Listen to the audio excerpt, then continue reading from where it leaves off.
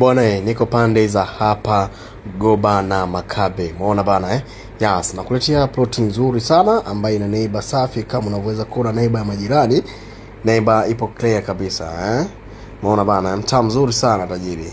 Hao ni majirani na plot yetu ni hii hapa ya ukubwa wa square mita 800. Mwenyewe ana shida na pesa, anahitaji kiasi cha milioni 40 tu peke yake.